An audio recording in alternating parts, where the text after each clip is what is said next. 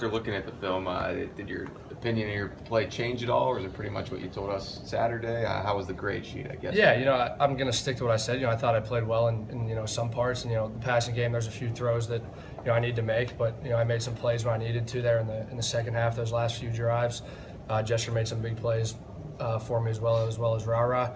So yeah, overall wasn't a terrible day. It wasn't a great day, but a lot of stuff to work on for this week. Narduzzi keeps saying that he stuck with you in large part because of all the good things you guys were doing in the run game. As a quarterback, what do you have to do with sort of that and getting that going good? Yeah, I know you guys just see the ball being handed off, but you don't really see, anytime there's one of those jet sweep motions, I got to read the defense to figure out, whether to hand that ball off to, Quadri or whoever that might be running that, or, let that go and hand the ball to the running back and let him go get yards.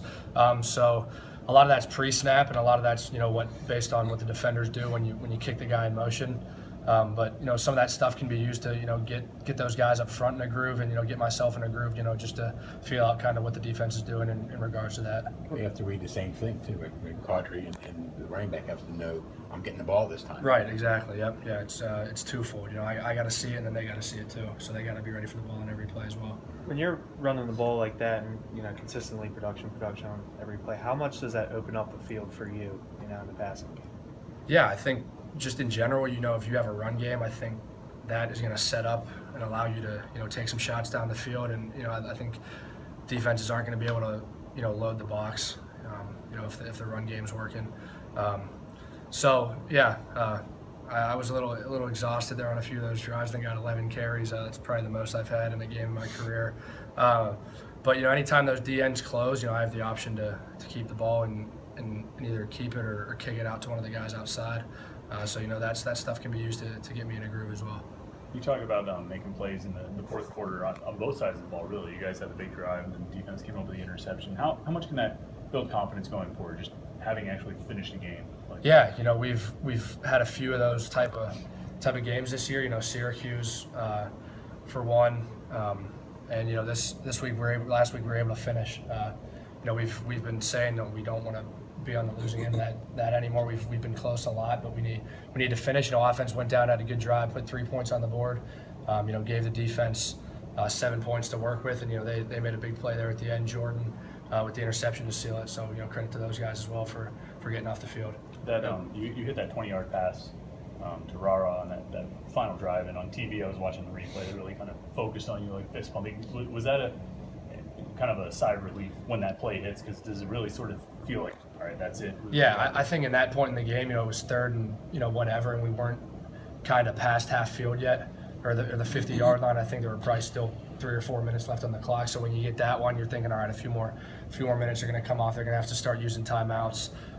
So that was big to get into field goal position as well, knowing that we got points with Alex being able to hit field goals up until probably about 50 yards. So yeah, that play was big in terms of chewing up the clock and then getting points later in the drive. Did you do anything radically or big difference offensively, or is it just that you executed better this week? Yeah, I think we executed very well. The guys up front have been kind of on everybody all the last few weeks about, hey, we got to get back to what we do, run inside zone, and the jet game. Some of that stuff works. Darren averaged 11 yards a carry. So anytime you get that, you're gonna try to stick with it. The jet game, probably had 5 or 6 yards of carry as well. So we say anytime you can get 4 or more on first down, that's a good play. So that stuff was working, and we stuck with it. So credit to those guys up front and backs for making plays. You mentioned those guys up front. Is Brian O'Neill as loud and outspoken in the huddle and during the game as he apparently is away from it?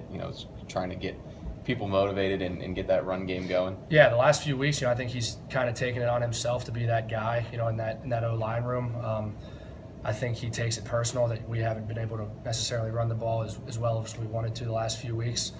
So Saturday was a big sigh of relief, I think, for everybody. When you win a game, it's big time in terms of morale and keeping guys going.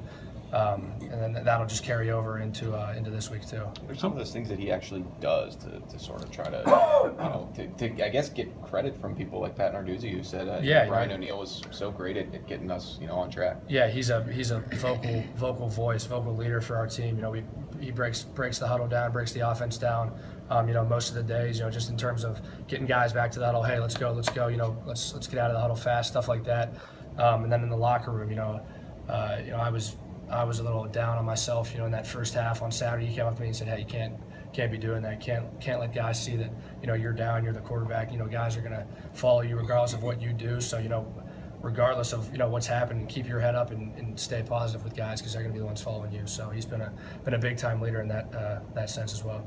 How much fun is it as an offense when you have something that's working and you get the play call and it's like same thing, we're beating them with this, we're going to keep doing it. Yeah, it kind of lightens up the huddle, too. I walk into the huddle, kind of tell the guys to play, and they're like, "Oh yeah, we love this." So it's good keeping a light mood in the huddle, getting guys to laugh, not always serious. Football's football. It's supposed to be fun. It doesn't always have to be uptight. When guys are making plays, it's a lot better than when you're getting tackled for loss and can't really get much going. So our biggest thing is we're going to try to keep executing the way that we did on this Saturday, and see if we can string a few more of these together. What about Quadrioles, and a guy who came into the year probably expecting to be starting running back, and this past week I think half the plays he's not even playing tailback. Pat yesterday said he's an unselfish guy. What is he kind of meant to do? Yeah, he's been big time and accepting his role. We had an injury with George early in the season.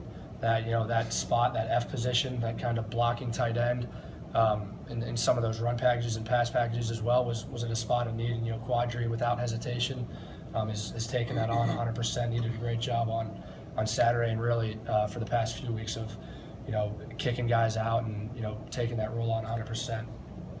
You identify with tailbacks too, and their patience and kind of waiting for their opportunity as well. And as you viewed their room, is it an unselfish room up and down the roster there? Yeah, totally. I don't think you see guys really lashing out or saying, "Hey, I need more carries. I need more carries." The three of those guys, Quadri, Shantez, and Darren, are three of the most unselfish guys I've been around, and they've all accepted their role. One week it could be Darren, as it was last week.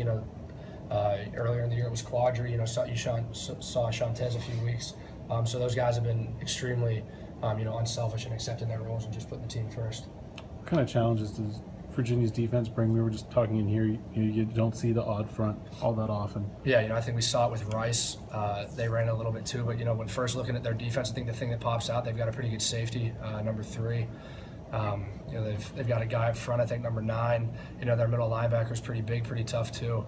They've been able to create some turnovers this year, so that'll be a point of emphasis again this week. Not giving to those guys, and keeping us on the field.